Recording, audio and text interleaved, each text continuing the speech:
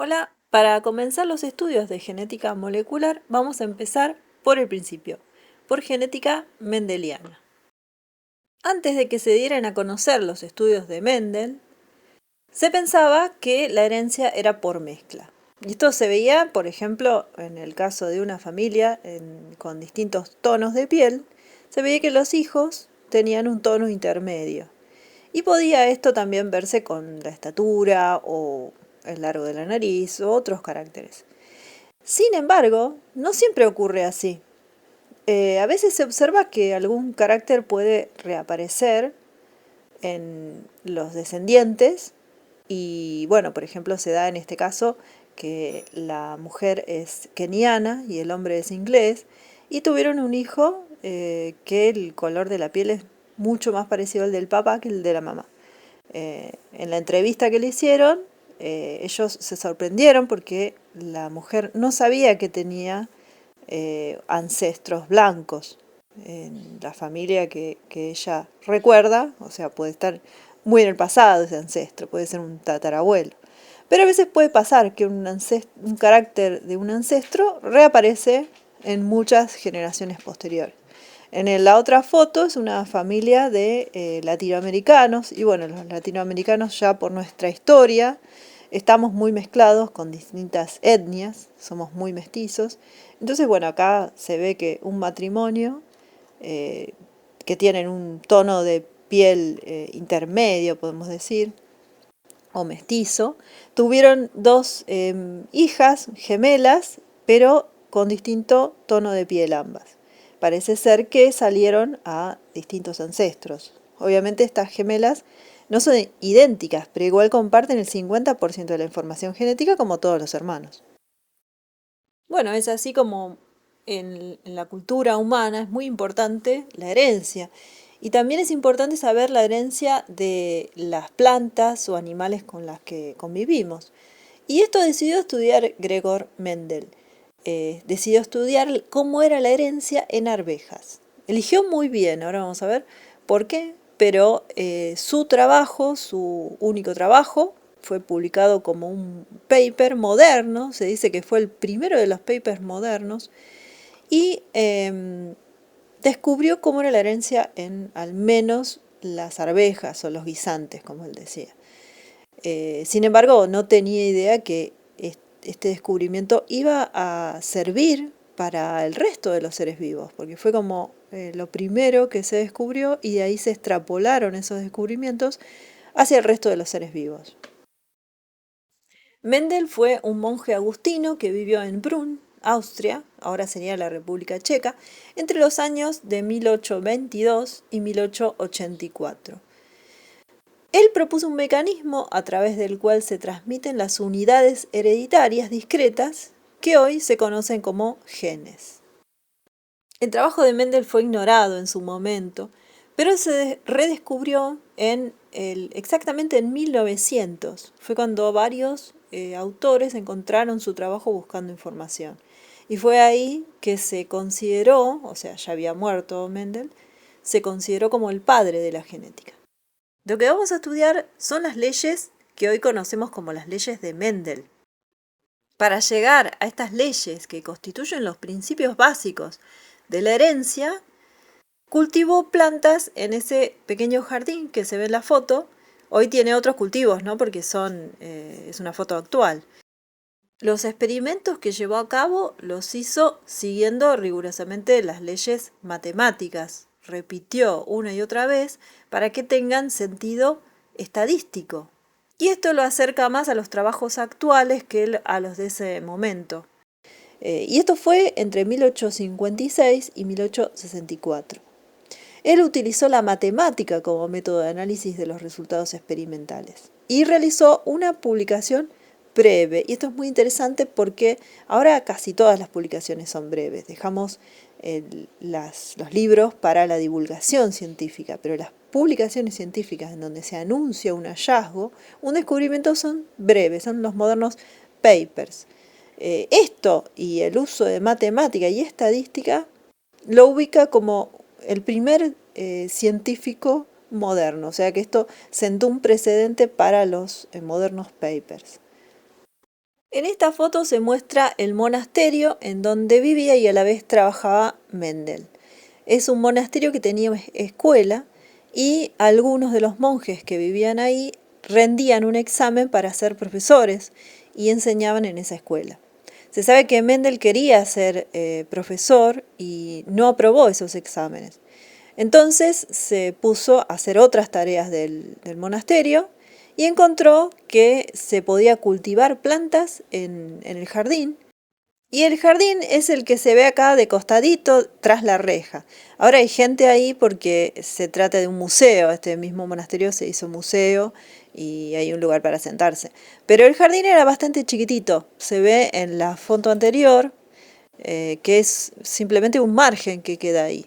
Pero como las plantas son chiquitas, le alcanzó para hacer el jardín de guisantes. Bueno, y nos preguntamos por qué guisantes, por qué estas plantas y no otras que se pueden cultivar en el jardín. En el jardín podemos cultivar muchas cosas. Puede ser que Mendel haya probado lo mismo con otras plantas y no le haya salido tan bien, pero no dejó registro de eso. Resulta ser que o tuvo mucha suerte o probó con otras cosas, pero las plantas de guisantes tienen muchas ventajas para el estudio que hizo. Primero que son fáciles de conseguir, son baratas, se consiguen razas puras, o sea que si uno va a comprar al vivero, esto todavía sigue pasando, conseguimos plantas que tienen caracteres seleccionados durante muchas generaciones, o sea que los mismos jardineros son los que no dejan que se mezcle. Y si nosotros compramos las que son violetas, vamos a conseguir que son puras. ¿Qué quiere decir esto? Que son que todos sus ancestros, si nos retomamos más atrás en el tiempo, eran muy parecidas, ¿sí? No se mezclaron con otras de distintos colores ni distintas formas. Son fáciles de cultivar y requieren poco espacio. Esto es porque son enredaderas, entonces si le ponemos un palito, pueden ir creciendo hacia arriba y dar varias flores y legumbres en relativamente poco espacio.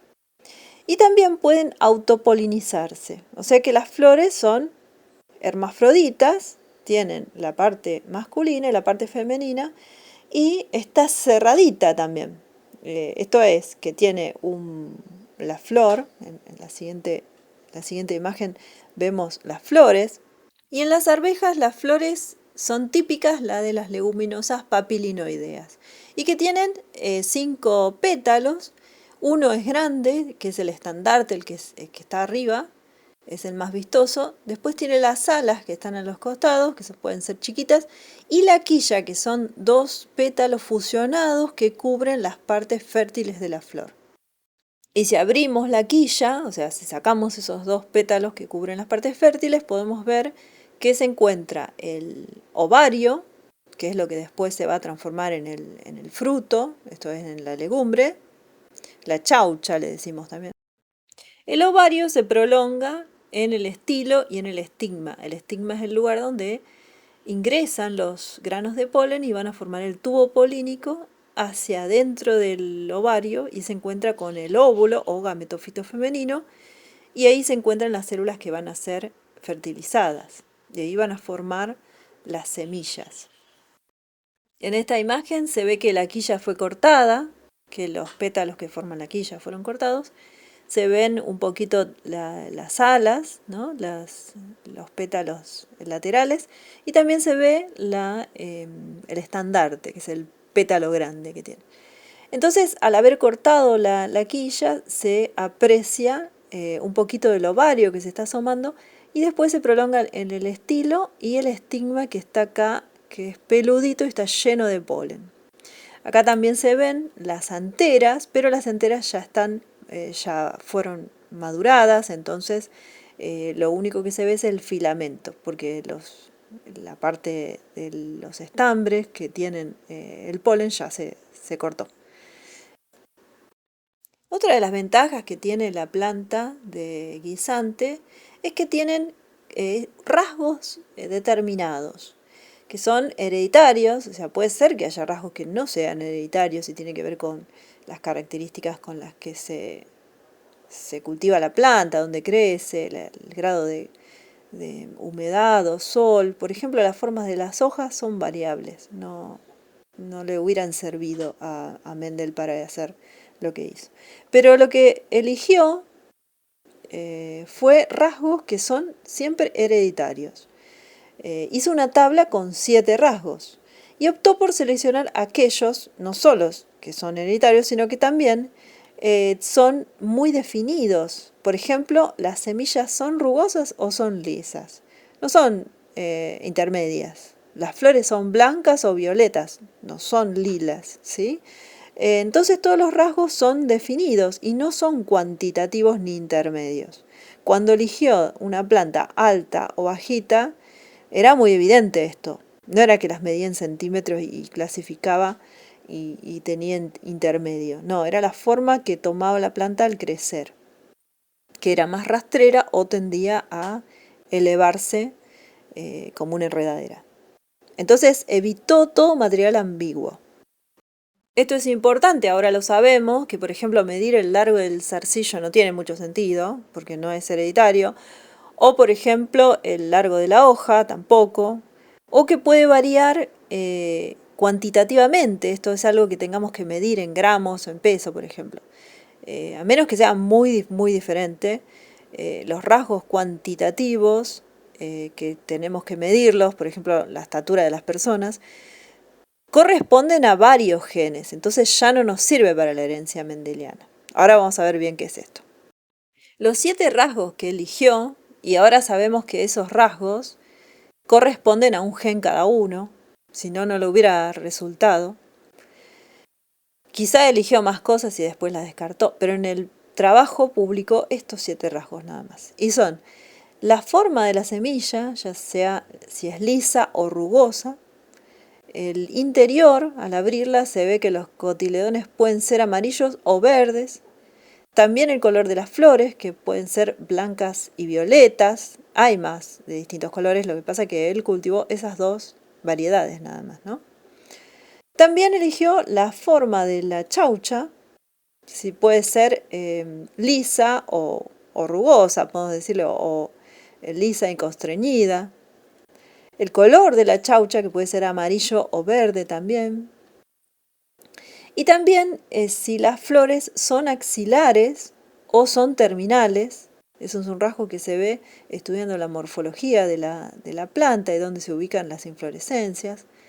Y también si la planta es alta o bajita. Esto es muy diferente, ¿eh? Recordemos que no midió. Él clasificó directamente lo que era más evidente, los rasgos determinados.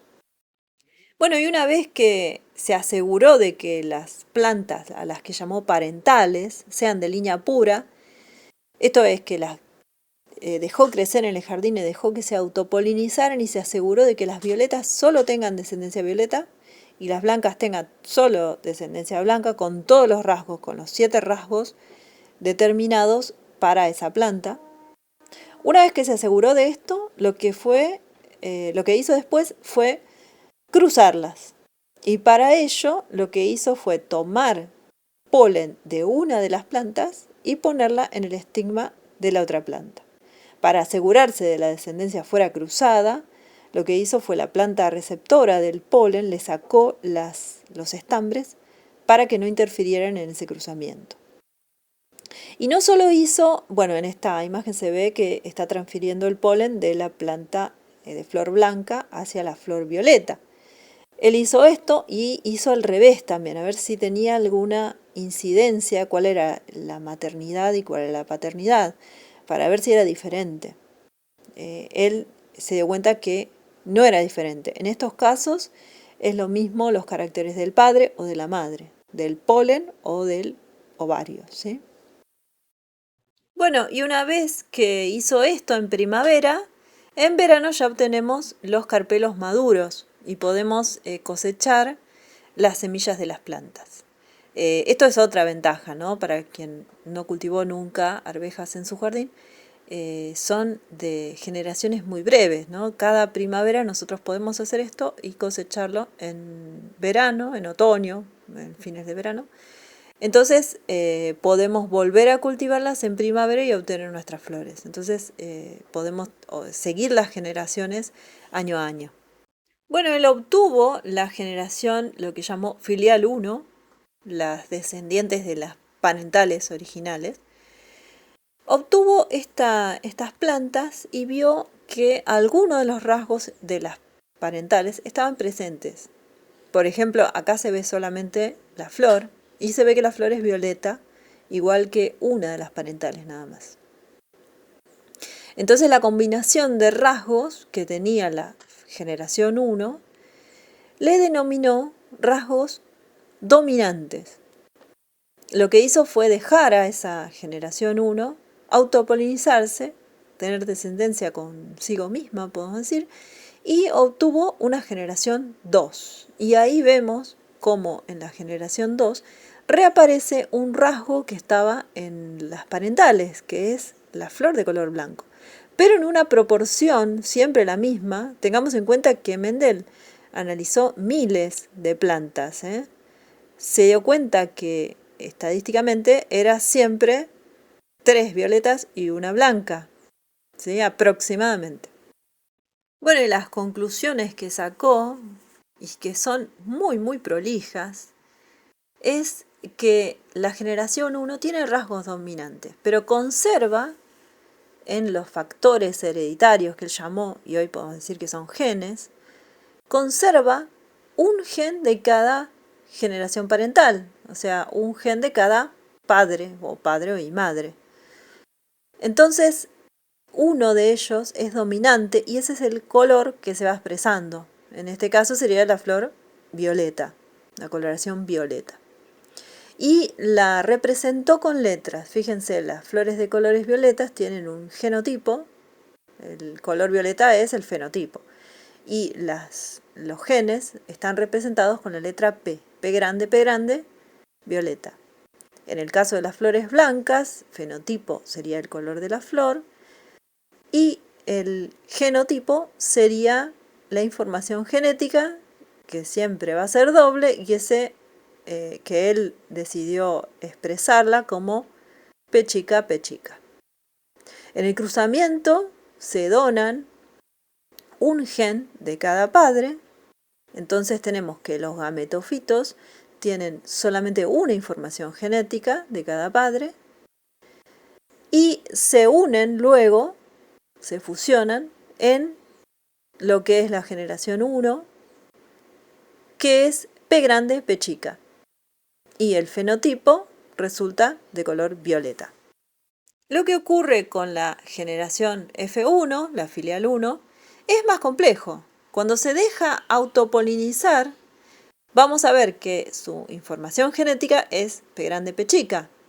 P grande, P chica tiene dos tipos de gametofitos posibles. Él puede heredar a sus hijos P grande o P chica. Entonces, para calcular la probabilidad de descendencia de la generación F2, vamos a tener que hacer un tablero de Punnett. Esto es una herramienta matemática que utilizó Mendel y que se sigue utilizando. Lo que podemos hacer es colocar los posibles gametos, o gametofitos en este caso, de un lado en posición horizontal en la tabla de Punnett, y de la otra, el otro padre, digamos, en este caso es lo mismo porque estamos hablando de autopolinización, colocamos los gametos posibles, P grande y P chica, lo mismo que arriba. Cuando efectuamos los cruzamientos, vamos a obtener P grande, P grande, P grande, P chica, abajo, P grande, P chica, P chica, P chica. Los fenotipos posibles son 2 heterocigotas con fenotipo dominante violeta y 2 homocigotas, uno de los cuales tiene P grande, violeta, y otro P chica, blanca. Esto se repite para cada uno de los 7 rasgos que estudió Mendel. Hay un carácter que resulta dominante por sobre otro que resulta recesivo. Y esto es, el dominante se expresa cuando tenemos doble información genética diferente. ¿Sí? Cuando tenemos el heterocigota, se va a expresar el carácter dominante nada más. Y solo en el fenotipo se va a manifestar cuando tenemos que se encuentra en estado homocigota. Acá en este cuadro tenemos los resultados originales de Mendel. Fíjense que es impresionante la cantidad de veces que repitió el experimento y el estadístico que obtuvo. O sea, solo se puede tener un resultado estadísticamente significativo con muchos ejemplares. En el caso de las semillas contó 5.474, fíjense. Solo redondas, 1.850 rugosas, y así. Y encontró que la proporción se repetía, era aproximada a tener 3:1. Acá se ve en la última de las columnas como las proporciones son siempre aproximadas 3:1, en todos los casos. Siempre teniendo en cuenta la proporción de la filial 2, ¿no? Recordemos que la filial 1 solamente presenta el carácter dominante, pero son todas iguales las de la generación F1. Bueno, acá va un poco del razonamiento de Mendel. Teniendo en cuenta que las plantas son diploides, esto es que tienen doble información genética, y en este caso la verdad que la pegó, porque si bien la mayoría de los organismos eucariotas multicelulares tenemos doble información genética, o sea que somos diploides, hay algunas plantas que no lo son. Tenemos plantas que son tetraploides, pentaploides, etc. Sin embargo, la arveja, afortunadamente para Mendel y para todos nosotros, es diploide, así que concuerda con el razonamiento y concuerda con los resultados que le dieron bien. Primer razonamiento. Solo el factor de la flor púrpura está afectando el color de la flor en los híbridos F1. Sin embargo, esta cuenta con ambos rasgos heredados de cada padre. Entonces, es el rasgo dominante el que se manifiesta. Y lo representa con una letra mayúscula. El color de la flor blanca, que debe estar en los dos rasgos para que se manifieste, sería el rasgo recesivo y se representa con una letra minúscula. El mismo patrón de herencia lo observó en los otros 6 caracteres que tuvo en cuenta, cada uno representado por dos rasgos, ahora denominados alelos, o sea que las dos posibilidades se denominan alelos. Y lo que Mendel llamó un factor hereditario es ahora lo que llamamos gen. Mendel en su trabajo, el que está publicado, presentó las conclusiones en leyes o principios. La primera ley, que hoy la llamamos ley de Mendel, fue el principio de uniformidad, que dice que si se cruzan dos líneas puras para un determinado carácter, los descendientes de la primera generación serán todos iguales entre sí, fenotípica y genotípicamente, y son iguales fenotípicamente a uno de los progenitores, el de genotipo dominante, independientemente de la dirección de cruzamiento, o sea, quién fue el donador de polen y quién el receptor. No importa, da igual. Expresado con letras mayúsculas las dominantes, en este caso puso A para amarillo, y minúsculas las recesivas, A, que es la misma letra, para no confundirnos que estamos hablando de otro alelo, usamos la misma letra, pero minúscula, y significa color verde. Este es el caso de las chauchas o las semillas. Se representaría así: A grande por A chica, es igual a todas heterocigota A grande A chica. Toda la descendencia va a ser así. Existen factores para cada carácter, los cuales se separan cuando se forman los gametos y se vuelven a unir cuando ocurre la fecundación. Este es un hallazgo súper importante de Mendel. Tengan en cuenta que todavía no se había descubierto la meiosis. Él la descubrió por intuición, antes de ser vistos estos factores, antes de ser vistos los cromosomas, antes de que se encontrara cuáles eran los principios de la herencia. La segunda ley de Mendel es el principio de la segregación en cuanto a separación, ¿no? Durante la formación de los gametos, o gametofitos, si se trata de una planta, cada alelo de un par se separa del otro miembro, determinando la constitución genética del gameto filial. O sea, ahora sabemos que es por meiosis resulta un gametófito haploide, que tiene un solo factor. Para cada característica, un organismo diploide hereda dos alelos, uno de cada progenitor.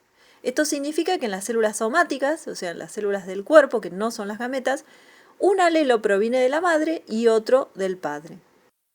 Estos pueden ser homocigotos o heterocigotos, es decir, si tienen repetida la misma información son homocigotos, o si tienen diferente información genética son heterocigotos, tienen distintos alelos. Al cruzar diferentes variedades de individuos heterocigotos, esto es como los obtenidos en la filial 1, diploides con dos variantes alélicas del mismo gen, o sea, por ejemplo, A grande A chica, se puede observar que en la descendencia reaparecen los caracteres recesivos en proporción de 1/4 el recesivo y 3/4 el dominante, si consideramos los fenotipos, que son los que podemos ver, ¿no? Las características externas. Mendel no pudo ver los genes, por eso los infirió. También podemos decir que vio una proporción de 3:1 considerando el fenotipo. La tercera ley de Mendel es la ley de la transmisión independiente de los alelos. Esto es, que diferentes rasgos son heredados independientemente unos de otros. No existe relación entre ellos. Por ejemplo, el color de la flor se hereda independientemente del color de la semilla o del largo de la planta o de los otros 7 rasgos que determinó Mendel en las arvejas. Por lo tanto, el patrón de herencia de un rasgo no afectará al patrón de herencia del otro. Solo se cumplen aquellos genes que no presentan ligamiento. Esto lo agregamos ahora porque Mendel no lo supo, porque no vio los factores de que él hablaba, no vio los genes. Hoy sabemos que si hay ligamiento, o sea que ambos caracteres están en genes en el mismo cromosoma y están cercanos entre sí, es más probable que se hereden juntos, ¿no? Pero justo los caracteres, los 7 caracteres que estudió Mendel, no se encuentran en el mismo cromosoma. Y esto se sabe ahora. Para explicar esto tenemos que recurrir a la estadística. Mendel había estudiado matemática por el examen que les había contado, que reprobó como maestro, pero bueno, se ve que entendió muy bien, porque entendió perfecto cómo resulta, y lo mismo lo podemos experimentar con monedas. En esta imagen se muestra cómo la probabilidad de heredar un rasgo es independiente de la otra. Y esto es como si volviéramos a tirar cara o seca una y otra vez de acuerdo a cada rasgo. Y esto es siempre teniendo en cuenta que cada carácter o cada gen se hallan en cromosomas distintos. Porque si no, la probabilidad de heredar dos juntos, si están en el mismo cromosoma, va a ser más alta. Las leyes de la segregación y la distribución independiente de Mendel reflejan las reglas de probabilidad. Al lanzar una moneda, el resultado del sorteo no tiene ningún impacto en el resultado del siguiente sorteo. De la misma manera, los alelos de un gen se segregan en gametos independientemente de los alelos del otro gen.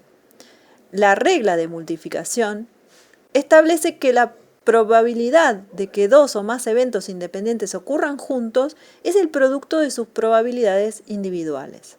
La probabilidad de un cruce monohíbrido en la generación filial 1 se puede determinar usando la regla de la multiplicación. La segregación de una planta heterocigota es como lanzar una moneda. Cada gameto tiene una probabilidad de 1/2 de llevar el alelo dominante y la misma posibilidad, digamos, la misma probabilidad de heredar el alelo recesivo. Si esta teoría matemática la volvemos a observar en los cruzamientos, podemos ver que si consideramos solo dos rasgos, en este caso el color de la semilla, amarillo o verde, o la forma rugosa o lisa, podemos hacer un cruzamiento doble en donde consideremos estos rasgos, bueno, denominados como AB, y hacemos un doble tablero de Punnett. Y así vemos la distribución de las características y que cumple las leyes de la estadística que segregaron independientemente. O sea que estos rasgos no están ligados. Bueno, Mendel no tuvo mucho éxito con su trabajo en el sentido de que no le respondieron mucho. Quedó publicado, pero nadie se comunicó con él. Entonces no siguió investigando. Después se dedicó a ser abad del monasterio, entonces tuvo otras tareas. Sin embargo, se estaba estudiando, en el mismo momento se estaba estudiando, en 1875 se observa la mitosis al microscopio. había algunas cosas que se estaban mezclando. Hay unos cromosomas, lo que se denominó elemento cromado o coloreado. Se estaban moviendo, se observó eso, no se sabía lo que era, obviamente. En 1890 se observa recién la meiosis, ahí se ve la división reduccional, cómo aparecen, cómo estos cromosomas se pierden o se van distribuyendo y aparecen con menos células con menos información genética. ¿Qué pasó ahí? Recién en 1900 se redescubren los trabajos de Mendel. Y en 1902, Sutton y Boveri publican su teoría cromosómica de la herencia. En esta teoría, Sutton y Boveri lo que dicen es que aquellos factores de la herencia de los que hablaba Mendel, esos factores teóricos, porque no lo estaba viendo, lo estaba intuyendo nada más, son aquellos que se observaron al microscopio. O sea que la herencia va en los cromosomas y se ve incluso cómo es la distribución y cómo es la herencia, cómo se pasa esa información genética de padres a hijos, de células madre a células gaméticas. Bueno, entonces con esos conocimientos podemos incluso situar dónde están esos genes en los cromosomas. Entonces podemos ver que un alelo se encuentra en un mismo lugar que su alelo homólogo, ¿no? Entonces podemos decir que el lugar en el cromosoma se denomina locus. Quiere decir lugar, no es nada extraño. En ese locus puede haber un alelo u otro. En este caso mostramos los cromosomas pintados de azul, un dibujito, en donde tenemos una planta heterocigota que presenta un alelo de un lado de herencia materno-paterna no específica acá, que tiene flores violetas y del otro lado flores blancas. Y acá tenemos representadas las dos posibilidades. A la izquierda tenemos un homocigoto con doble información genética de cada lado y a la derecha tenemos un heterocigoto con diferente información genética. En el mismo locus, distintos alelos, alelo B grande y B chica, representando lo que es dominante o recesivo según el fenotipo. Bueno, últimamente, luego del proyecto Genoma Humano que arrancó a fines de los 90 del siglo pasado, hoy tenemos un montón de especies que están secuenciadas. Esto es que se conoce la secuencia de cada uno de sus cromosomas. Hay que saber la cantidad de cromosomas que tiene y luego secuenciar cada uno y ubicar estos genes. Incluso se pudo ubicar los caracteres mendelianos, los 7 caracteres mendelianos, en los distintos cromosomas de la arveja. Esto es según la nomenclatura linneana Pisum sativum. Y podemos ver incluso que se encuentran en distintos cromosomas, incluso algunos se encuentran en el mismo cromosoma. Podemos preguntarnos, ¿están ligados entonces? Si las cuentas a Mendel le dieron como que no, o sea, se cumple el principio de segregación. Bueno, resulta que están en el mismo cromosoma, pero están suficientemente lejos como para que el crossing over establezca una probabilidad de separarse del 50%. O sea que sí se está cumpliendo el principio de segregación, dada la distancia que se encuentra en el cromosoma. Si estuvieran más cerca, ahí sí ya habría ligamiento. Bueno, y no está de más decir que para cada carácter decimos heterocigota u homocigota, ¿no? Porque podemos tener un genoma con ciertos genes en estado homocigota y ciertos otros genes en estado heterocigota. Esto depende del individuo. En la naturaleza no se encuentran las líneas puras. Tengamos en cuenta que las flores que utilizó Mendel son cultivadas, entonces no encontramos esa homogeneidad genética porque se logró con cientos de años de cruzamientos. O sea, son líneas que los jardineros vienen usando desde mucho tiempo atrás. Acá les dejo, aunque resulte repetitiva, les dejo para mayor claridad un esquema de la meiosis y tengamos en cuenta que partimos de organismos que son diploides. Acá representaron solamente 2 cromosomas, tiene este organismo, en donde uno de los cromosomas lo pintaron de un color y otro de otro, para representar que provienen de padres distintos, y el azul de un padre y el rojo de otro padre, ¿sí? Tenemos la doble información genética, en este caso la tenemos por cuadruplicado, ¿no? Porque recordemos que cuando no hay duplicación genética, no se ven como cromosomas. Vemos solamente la eucromatina o la heterocromatina. Solamente se hacen densos, se ordenan en cromosomas, la información genética, cuando se está por dividir. Y cuando se está por dividir está duplicada. Entonces lo vemos por 4. Pero por 4 las cromátidas hermanas son idénticas. Lo que no es idéntico es el otro cromosoma homólogo, el que proviene del otro padre. A menos que tratemos de líneas puras, pero bueno, en este caso no lo es. Luego de la duplicación, lo que observamos es que las cromátidas hermanas se aparean, se pueden intercambiar información genética mediante crossing over, y luego, durante la primera anafase meiótica, se van a separar las cromátidas hermanas. Acuérdense que habían formado un tétrade y luego se separan. Posteriormente, en la anafase de la segunda división meiótica, quedaron separadas. Esto es el principio de segregación. Se formaron 4 gametas. Bueno, y hasta acá lo que son las leyes de Mendel, que son fundamentales para entender la genética, fueron y siguen siendo fundamentales. Sin embargo, hay un montón de excepciones, y la relación entre genotipo y fenotipo rara vez es tan simple como en las plantas de Mendel. Sin embargo, sus principios básicos se aplican incluso a patrones de herencia más complejos. Tenemos que tener en cuenta cuándo se aplican las leyes de Mendel y cuándo no, y todo este mundo de cuándo no, se llama genética no mendeliana. Y tenemos que arrancar bien, o sea, considerar bien cuándo se aplican o cuándo no para analizar un problema. Los patrones de la herencia mendeliana pueden desviarse o no se cumplen cuando 1. Los alelos no son completamente dominantes o recesivos.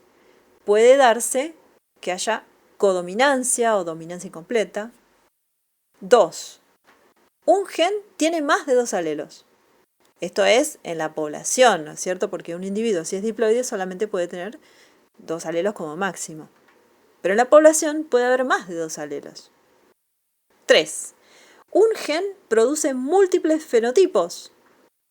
Vamos a ver esto, y es el caso de que un gen no solo produce un carácter, sino más de un carácter. 4. Un carácter está determinado por más de un gen en diferentes locus. Puede ser lo contrario, que un carácter sea visible en el fenotipo, pero está determinado por más de un gen. 5. Si los genes no se encuentran en el núcleo, o sea, se pueden encontrar en otros lados, como en los cloroplastos o en las mitocondrias, tampoco se van a cumplir las leyes de Mendel. 6. Los genes de 2 caracteres están ligados, esto es, como dijimos, ubicados muy cerca en el cromosoma, entonces no van a segregar independientemente. 7. Cuando hay genes de diferentes locus que interaccionan entre sí, podemos encontrar casos de interacción entre genes en distintos lugares, en distintos locus. 8. Cuando el ambiente influye sobre la expresión del genotipo, o sea, todo lo que es epigenética. Todo lo que está afectado por en el caso de las plantas de guisante, la incidencia de luz, la humedad del suelo, los nutrientes, etc. Y 9.